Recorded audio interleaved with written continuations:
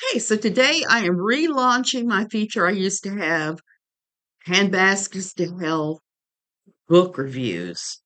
And that is something that I have loved to do since I started writing for NLQ is I love to do book reviews.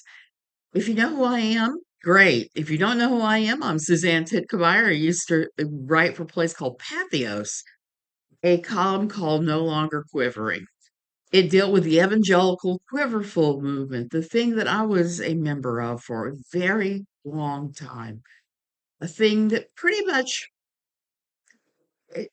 almost ruined my life. It almost took me down. And I went from going to a small country church that loved the Bible to being in a faraway place with strange fire. My own book is coming out. It's called With Strange Fire, and it talks about strange fire in the Bible, and it's not a good thing. Long story short, I had to talk about Kevin Young's book today, Reconstructing Your Faith. Now, I've known Kevin for quite a while on Twitter, okay? He is a pastor, and he has gone this path with the rest of us, the deconstruction, reconstruction path. Not everybody reconstructs, but a lot of people deconstruct. It's all good. So I want to talk just a little bit about the book if I can. Let me go ahead and pull up my notes and we'll talk about this a little bit. Somebody asked me the other day why it was handbaskets to hell. And I have to tell them that when I first started deconstructing and writing for No Longer Quivering, I had people all the time that were telling me I was going to hell, going to hell, going to hell. So I named my book review site that because my standard answer when someone tells me I'm going to hell is to say, "Well, I'm busy decorating my handbasket. I'm putting in scented candles, I'm putting in snacks, I'm putting in pillows. It'll be a comfortable basket ride to hell." So that's always been my standard answer because if you can't laugh at the ridiculousness that spills out of other people's mouths when you start deconstructing because it's so threatening for them. They don't want to think or talk about anything except their brand of Jesus. So when you threaten their brand of Jesus, that's when they come up with the weird stuff. Now, the book, it really is a journey, and that is Kevin Young's journey.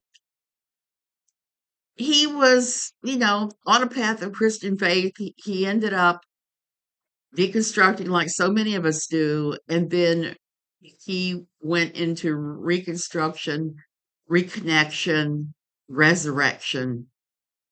And he did that by examining the core practices of the beginnings of our church. You've heard me speak here many times about how if you are deconstructing, how important it is sometimes to leave your old church and to go ahead and return to something you knew in the past. Maybe it was a church from when you were younger, but I always say make sure it's mainstream and there's an oversight over everything that happens so that they don't end up abusing you more.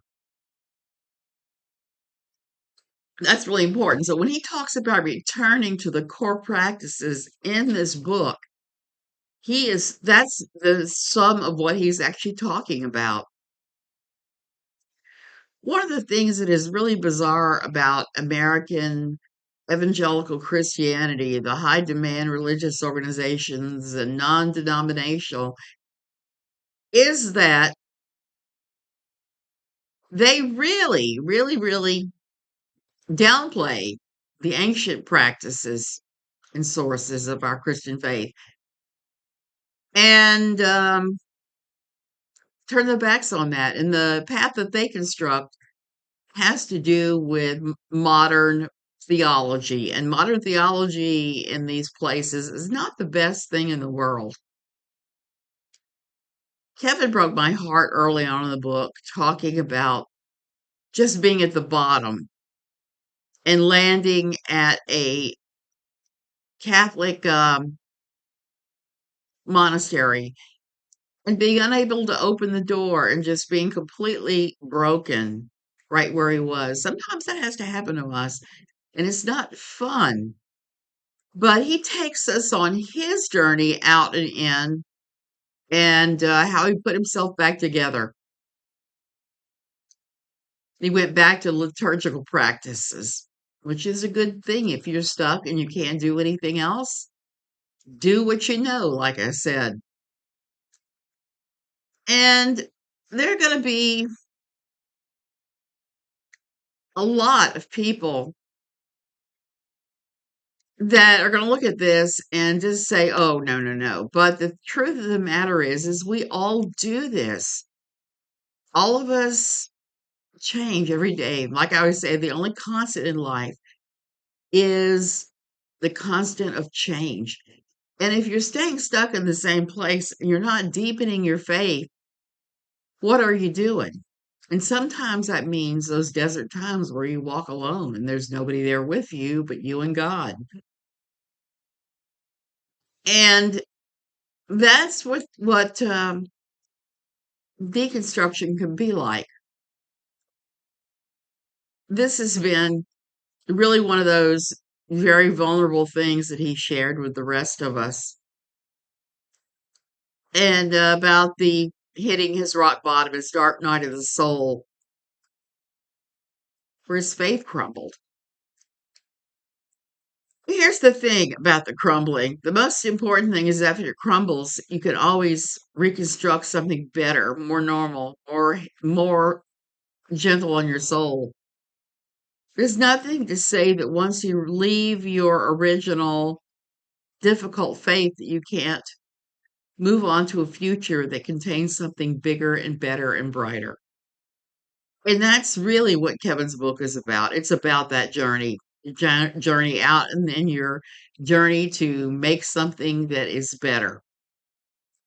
He taught about ancient church teachings and how to apply them to your life, help you put together a more wholesome relationship with God, how to work through, feelings of disappointment, guilt, all those horrible anxiety making things that we all have, about your church, your religious identity. I mean, that's really what we're talking about here. We're talking about, I'm sorry, my cat's bugging me, about reconstructing. When we talk about reconstructing, we're talking about your own personal original religious identity. I mean, what are you? When I left my old church, one of the paintings I did illustrates it well. I did a painting that showed how I was feeling at the time. It was a picture of a solitary black sheep down at the bottom of a hill, and there was a fence holding the black sheep back.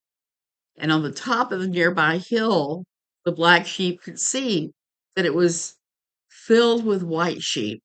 That's really how I felt during much of that I'd been taken beyond the enclosure and left to a dark fate. And that's not true. That's not the end. We always change. This is a great book if you're trying to find your faith again and you want to feel that peace that passes all understanding. It's a real good one for that. I think I'm going to probably read this several times before I'm done with it. And that's my very simple explanation of the book. Um, it is called Deconstruct Your Faith, and the subtitle on it is Ancient Ways to Make Your Relationship with God Whole Again. And that's really what we want, is it not? We want to be whole. We want health and wholeness. And that's my prayer for you here today. Find a way to get to that point. I love you guys. I will catch you later. I hope you had a great 4th of July. We went and did a lot of different things. We went to a 4th of July celebration with a bunch of Americans and British person. So that was kind of funny. I should told her, I said, How do you feel being at a celebration of the time that America broke away from Great Britain? We had great fun with that with her last night. So that's it. These are my opinions. Don't take my opinions to the bank. Read the book yourself. And even if you get nothing out of it, it is the fact that you're not alone. To me, that is the best thing about a lot of these books that are coming out with these pastors that I know from online. I think it's an excellent tool and a resource for anyone attempting to be whole again. Love you guys. Have a great rest of your week on Friday.